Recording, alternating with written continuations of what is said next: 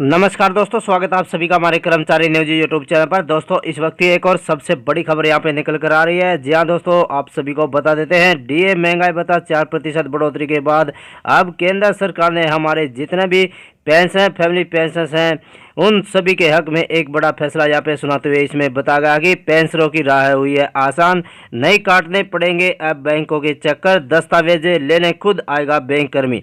जी हाँ दोस्तों, इसमें यहाँ पे केंद्र सरकार ने एक बड़ा फैसला यहाँ पे लेते हुए हमारे जितने भी बुजुर्ग हैं और हमारे पेंशन हैं कर्मचारी जो रिटायर कर्मचारी है उनके हक में एक बड़ा फैसला यहाँ पे सुनाते हुए इसमें बताया गया कि अगर किसी पेंशन की मौत हो जाती है तो उसके जीवन साथी को फॉर्म 14 जमा कराने की आवश्यकता नहीं होगी, बशर्ते उनके पेंशन पेमेंट ऑर्डर में फैमिली पेंशन देने का अधिकृत पत्र लगा हो वह ज्वाइंट अकाउंट हो। ऐसे मामले में केवल जीवन साथी का मृत्यु प्रमाण पत्र देना होगा।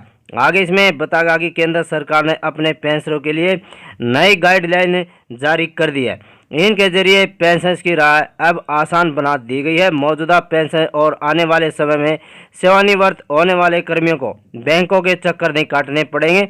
और इसमें आगे बताया गया कि अगर किसी पेंशन की मौत हो जाती है तो उसके जीवन साथी को फॉर्म 14 जमा कराने की आवश्यकता नहीं होगी, बशर्ते उनके पेंशन पेमेंट ऑर्डर पीपीओ में फैमिली पेंशन देने का अधिकृत पत्र लगा हो वह ज्वाइंट अकाउंट हो।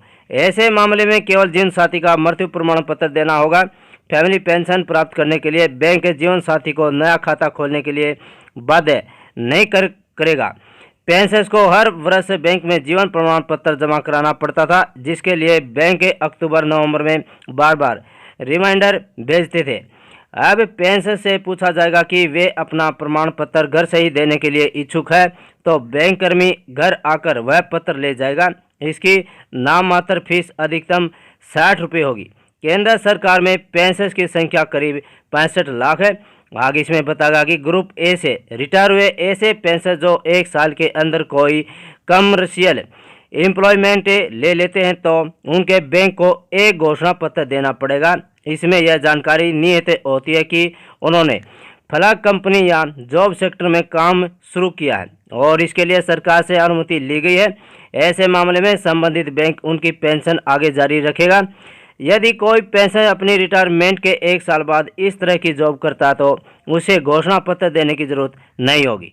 यदि कोई पेंशन केंद्र राज्य सरकार या निगम में पूर्ण रोजगार लेता है तो उसे एक घोषणा पत्र देना होता है। जैसे कि वह पेंशन नवंबर में यह घोषणा करता है कि मैं फला जगह पर रोजगार कर रहा हूं तो बैंक उसके खाते में महंगाई भत्ता राहत नहीं डालेगा।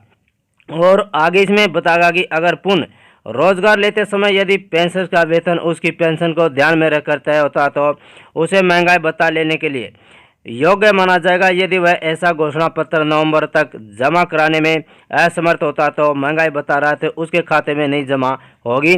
और आगे इसमें बताएगा कि फैमिली पेंशन का केस है तो जीवन साथी के रोजगार या पूर्ण रोजगार का महंगाई भत्ता राहत पर कोई असर नहीं होगा। फैमिली पेंशन के केस में जीवन साथी के न रहने पर पुत्र पुत्री और दिव्यांग भाई बहन या माता पिता को वह पेंशन दी जाती है। इसके लिए उन्हें कोई भी आजीविका नहीं है, यह प्रमाण पत्र देना होता है। जीवन साथी को हर 6 माह में पुनर्विवाह न कराने की भी शपथ पत्र देना होता है। अगर वह पुनर्विवाह कर लेता है तो उसकी फैमिली पेंशन बंद हो जाएगी। यदि कोई विधवा है और उसके बच्चे नहीं हैं या कोई दिव्यांग है तो ऐसे केस में अगर पुनर्विवाह किया जाता है तो उसकी फैमिली पेंशन जारी रहेगी। 80 वर्ष या उससे ज़्यादा की आयु वाले पेंशनर हैं जो उनका डिजिटल लाइफ सर्टिफिकेट लिया जाएगा। बैंक 15 वर्ष बाद पेंशन का वचनबद्ध हिस्सा स्वतः ही बहाल करेगा। इसके लिए अलग से दस्तावेज नहीं मांगे जाएंगे। बैंक पीपीओ सेक्शन से खुद ही सारी डिटेल लेकर वचनबद्ध हिस्से को बहाल कर देगा। इसके अलावा यदि कोई पेंशन जिसकी आयु 80 वर्ष या उससे ऊपर है तो उसे पेंशन का बढ़ा हुआ हिस्सा मिलने लगता है।